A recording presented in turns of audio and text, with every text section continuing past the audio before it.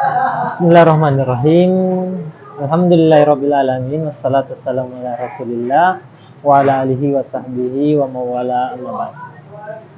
Teman-teman sekalian, ada fenomena yang menarik di kalangan remaja-remaja yang sudah berhijrah katanya, yang mana sebelumnya mungkin kita kenal remaja tersebut belum mendapatkan hidayah istilahnya ya di zaman ini.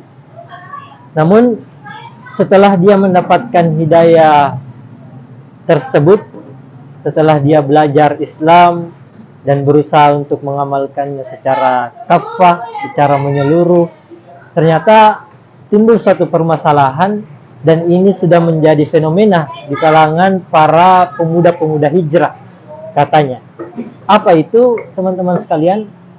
Yaitu terkadang ada di antara pemuda-pemuda hijrah ini di dalam melakukan proses hijrahnya, dia mendapatkan suatu ujian yang sangat berat, yang mana mengganggu atau terkadang mengusik keistiqomahannya di dalam berhijrah. Bahkan tidak sedikit juga malah ada pemuda-pemuda hijrah yang berbalik arah 180 derajat. Wah, berbalik arah ke arah yang awalnya lebih baik, berhijrah ke arah yang lebih baik, namun setelah itu berbalik 180 derajat ke arah yang na'udzubillah, yang buruk, bisa dikatakan futur begitu. Dan ini juga pernah ditanyakan oleh salah seorang jamaah dari Syekh bin Baz rahimahullahu ta'ala, di mana jamaahnya ini bertanya, "Wahai Syekh, saya ingin bertanya, bagaimana menurut Anda melihat kondisi seseorang yang awalnya dia semangat untuk berhijrah, semangat untuk mengamalkan nilai-nilai Islam, bahkan semangat untuk mendakwakan nilai-nilai Islam, tetapi di tengah-tengah perjalanan hijrahnya itu dia berbalik, menyimpang, atau bisa dikatakan futur lah." Lalu Syekh menjawab, sesungguhnya yang dapat menyebabkan seseorang itu berbalik arah ke arah yang menyimpang dari proses hijrahnya itu ada dua hal penyebab utama. Yang pertama, kata Syekh, bisa jadi dia tidak bersungguh-sungguh atau meninggalkan doa, meminta doa kepada Allah Subhanahu wa taala untuk diteguhkan imannya, diteguhkan hijrahnya supaya dia bisa istiqomah. Maka inilah kita, para pemuda hijrah, yang terkadang lalai, saking semangatnya mungkin mengamalkan nilai Islam itu, atau bahkan mendakwakan nilai Islam itu, sehingga dia lupa diri, atau bisa dibilang merasa angkuh, merasa bangga, merasa ujub dengan kemampuan yang dia sudah miliki setelah hijrah itu. Mungkin dia sudah banyak belajar, mengkaji kitab, mengikuti majelis-majelis taklim, sehingga sudah merasa bahwa dirinya ini sudah menjadi seorang ustadz kabir, seorang syekh, seorang ulama bahkan, sehingga dia lupa untuk meminta doa kepada Allah untuk dikuatkan hatinya, diistiqomahkan hatinya, imannya, agar bisa tetap berada di dalam hijrahnya itu sampai ia wafat. Dan inilah kita, pemuda-pemuda hijrah di zaman yang penuh dengan berbagai macam jenis fitnah yang luar biasa ini, itu kita lupa untuk mengamalkan salah satu doa yang Allah firmankan dalam Al-Quran, yaitu Rabbana la tuzigh qulubana ba'da idh hadaitana wa hab lana min ladunka rahmah innaka antal wahhab. Maka doa ini tentunya sudah masyhur, sering kita dengarkan.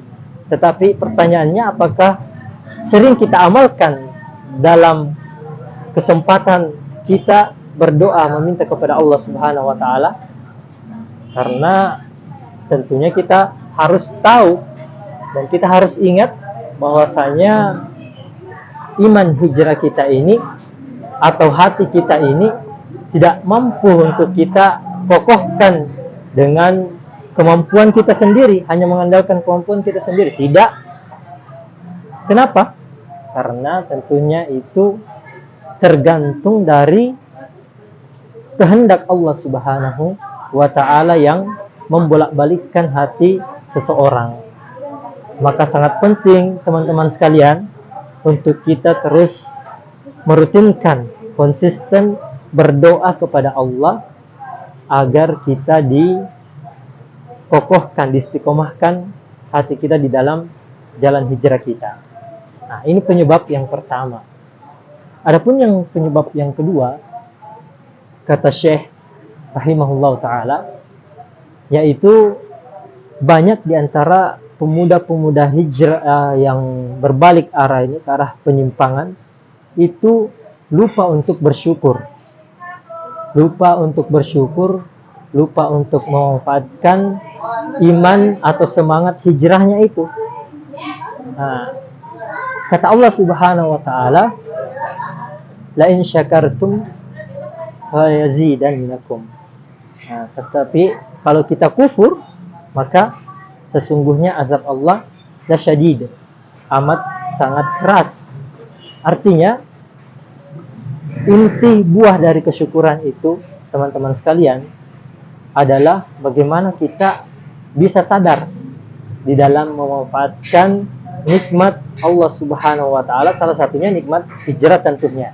Ya, nikmat hijrah kita di dalam melakukan kebaikan-kebaikan, melakukan amalan-amalan soleh, ya, di dalam mendakwahkan nilai-nilai Islam itu. Nah, kapan kita acuh tak acuh melalaikan nikmat hijrah itu, maka tunggulah suatu waktu Allah akan mencabut secara perlahan nikmat hijrah kita. Nauzubillah, ya, nauzubillah. Dan tentunya banyak cara Allah Subhanahu wa taala untuk mencabut nikmat hijrah itu.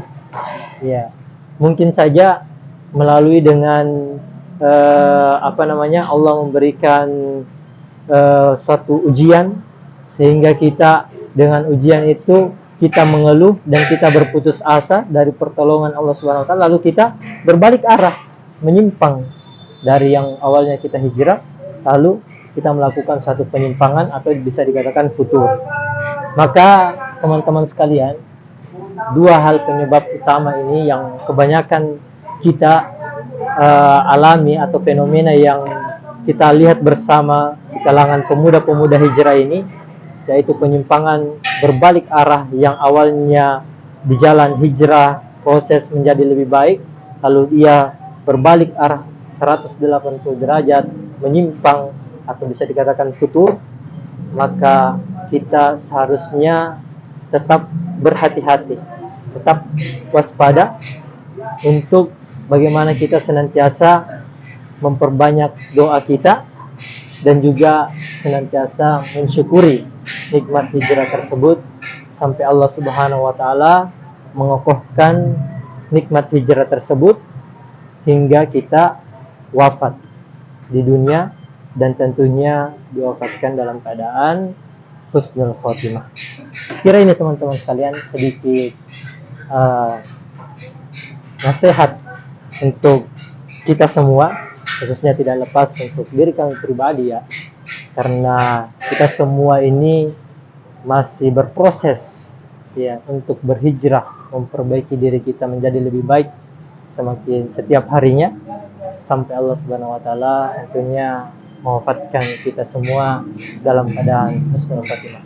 Barakallahu fikum.